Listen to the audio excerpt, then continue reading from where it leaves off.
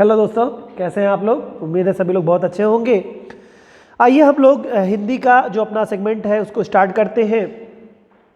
इस वीडियो में हम लोग देखेंगे कि जो आपके रचनाकार हैं पूर्व मध्यकाल के, जिसमें पिछले वाले वीडियो में हम लोगों ने देखा पूर्व मध्यकाल के जो कवि लोग रहे हैं वो रचनाकार और उनकी रचनाओं के बारे में देखा था। आज दूसरा उसके आगे का जो सेगमेंट हम लोगों का है वो हम लोग देखेंगे इसमें जिसमें पहले में हमने देखा था कृष्ण भक्ति शाखा के कवियों के बारे में देखा था, सूफी कवियों के बारे में देखा था। ठीक है, आज हम लोग राम भक्ति शाखा के कवियों के बारे में देखेंगे, उनकी रचनाओं के बारे में देखेंगे और विविध जो और इस काल में जो पूर्व मध्य काल में जो और रचनाकार रहे हैं उनकी रचनाओं के बारे में देखेंगे और अष्टछाप कवियों के बारे में देखेंगे कि जो 8 अष्टछाप के कवि हैं वो कौन कौन से हैं। इससे क्वेश्चंस आपको आते हैं। आइए स्टार्ट करते हैं इस वीडियो को, देखते हैं इसमें।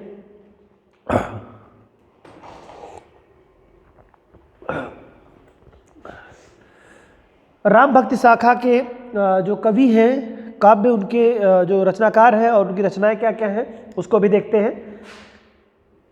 पहले रचनाकार रामानंद जी हैं। इनकी जो रचना है राम आरती है, बहुत ही महत्वपूर्ण है। एग्जाम में क्वेश्चन कई बार इससे पूछा है, तो ध्यान रखिएगा। ये सब राम भक्ति शाखा के कवि हैं।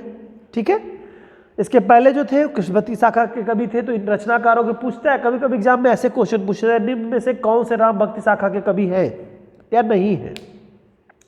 तो जितने भी नाम आपको यहाँ दिख रहे हैं, रामानंद है, अग्रदास है, ईश्वरदास है, तुलसीदास है, नाभादास है, केशवदास है, नरहीदास है, ये सभी जो आपके हैं रचनाकार, ये राम भक्ति शाखा के सारे कवि हैं।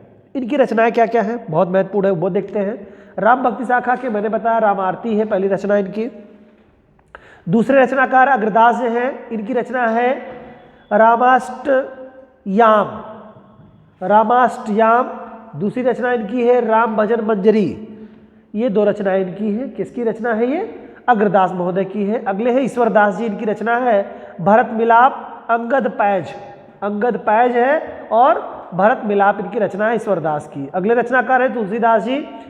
इनकी बहुत ही महत्वपूर्ण रचनाएं हैं, ये एग्जाम में आपको मोस्टली पूछता ही है। रामचरितमानस जो इनकी रचना है तुलसीदास जी की है। गीतावली है, कवितावली है, विनय पत्रिका है, दोहावली है, कृष्ण गीतावली है, पार्वती मंगल है, जानकी मंगल है, बरवय है, रामायण है, रामाज्ञा है, प्रश्नावली है, वैराग्य है, संदीपनी है, राम लाला नहछू इनकी रचनाएं हैं। राम लला या राम लाला नहछू इनकी रचना है। ये सारी रचनाएं बहुत ही महत्वपूर्ण हैं। ये किसकी हैं? तुलसीदास जी की हैं। और तुलसीदास जी किस काल के कवि हैं? राम भक्ति शाखा के कवि हैं ये। अगले हैं नाभादास जी, इनकी रचना है भक्तमाल। ठीक है, नाभादास जी की रचना भक्तमाल है। अगले रचनाकार है केशवदास जी। रामचंद्रिका इनकी रचना है। और नरहीदास जी हैं अगले, इनकी रचना है पौरुषे रामायण। पौरुषे रामायण जो रचना है किसकी? नरहीदास जी की रचना है। तो ये तो आपके सारे लोग जो थे वो राम भक्ति शाखा के सारे कवि आपके रहे हैं। ये आपके एग्जाम के पॉइंट ऑफ व्यू से बहुत ही महत्वपूर्ण है, तो कृपया इसको याद आप लोग कर लीजिएगा। थोड़ा कष्ट के लिए मैं क्षमा चाहूँगा, आप लोगों से जुकाम पकड़ा हुआ है तो आवाज़ थोड़ी सी क्लियर हो नहीं रही है। अगला हम लोगों का विविध में देखते हैं इनके रचना और रचनाकारों के बारे में। अगर हम देखेंगे तो इसमें है छीहल पंच सहेली इनकी रचना है। छीहल जी रचनाकार है, इनकी रचना जो है वो पंच सहेली रचना इनकी है। अगले रचनाकार है लालच दास जी, इनकी रचना है, सॉरी रचनाकार है लालच दास। लालच ठीक है, दास रचना है, रचनाकार है। इनकी रचना है बच्चों हरिचरित भगवत दशम स्कंद भाषा, इनकी रचना है। ठीक है, अगले रचनाकार है महापात नरही बंदीजन, इनकी रचना है रुक्मणी मंगल। छप्पय नीति कवित्त संग्रह, ये इनकी तमाम सारी रचनाएं हैं जो कि महापात्र नरही बंदीजन की रचना है। अगले जो रचनाकार हैं वो आलम साहब हैं, इनकी रचना है माधवानल कामकंदला। माधवानल कामकंदला इनकी रचना है, किसकी? आलम महोदय की रचना है। अगले रचनाकार हैं मनोहर कवि, इनकी रचना है सत प्रश्नोत्तरी। और नेक्स्ट जो रचनाकार आपके हैं बल्लभ मिश्र जी हैं, इनकी जो रचना है हनुमान नाटक। हनुमान नाटक इनकी रचना है, हनुमान नाटक रचना बल्लभ मिश्र जी की है। और अगले रचनाकार हैं केशवदास जी, ये बड़े महत्वपूर्ण हैं, इनकी रचना है कवि प्रिया, रसिक प्रिया, वीर सिंह, देवचरित, विज्ञान गीता, रतन बावनी, जहांगीर, जस चंद्रिका, ये तमाम सारी रचनाएं केशवदास महोदय की हैं। और अगले रचनाकार हैं अब्दुल रहीम खान खाना साहब की, रहीम की जी की रचना है, इनकी रचना है रहीम दोहावली या इसी को सतसई के नाम से भी जानते हैं। बरवय है, नायिका भेद है, श्रृंगार सोरठा है, मंदाष्टक है, रास पंचाध्यायी है, रहीम रत्नावली, ये रचनाएं जो है रहीम जी की है। ठीक है। नेक्स्ट बच्चों सेनापति जी हैं, इनकी रचना है काव्य कल्प द्रुम। काव्य कल्प द्रुम इनकी रचना है सेनापति जी की। अगले जो रचनाकार है पुहकर कवि, इनकी रचना है रस रतन। और अगले जो रचनाकार हैं सुंदर जी, इनकी रचना है सुंदर श्रृंगार। और नेक्स्ट जो है लालचंद जी हैं, इनकी रचना है पद्मिनी चरित। पद्मिनी चरित रचना है लालचंद जी की। ओके, ये तो कुछ रचनाएं और रचनाकार हो गए जो कि एग्जाम में आपको बार बार पूछे जाते हैं क्वेश्चन यहाँ से। आप लोग इसको एक दो बार देखिएगा तो आपको आसानी से समझ में आ जाएगा। अगला अष्टछाप के कवियों के बारे में बहुत ही महत्वपूर्ण ये भाग है, इससे मोस्टली क्वेश्चन आपको पूछता है। तो जरा हम लोग देखते हैं अष्टछाप के कवि कौन कौन आते हैं। अष्टछाप के कवियों के बारे में देखेंगे तो 8 कवि जो हमारे अष्टछाप के कवि होते हैं, 8 कवि हैं।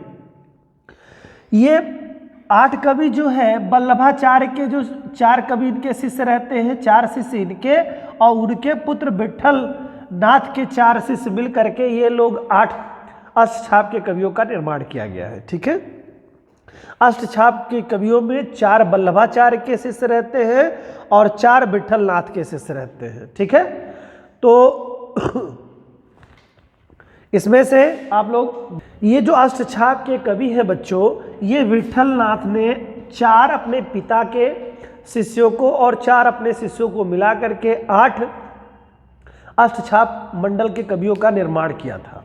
किसने? विठल नाथ ने। विठल नाथ वल्लभाचार्य के पुत्र हैं और इनके 4 शिष्य, वल्लभाचार्य के 4 शिष्यों को और विठल नाथ के अपने 4 शिष्यों को मिला करके अष्टछाप के कवियों का निर्माण किया था। ठीक है। वल्लभाचार्य के जो शिष्य थे सूरदास जी थे, कुंभन दास जी थे, परमानंद दास जी थे, कृष्णदास जी थे।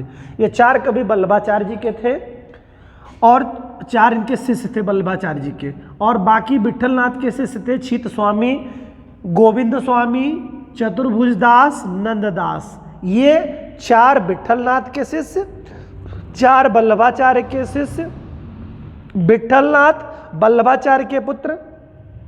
विठल नाथ ने इन 8 को मिला करके अष्टछाप कवियों का निर्माण किया था, मंडल का निर्माण किया था।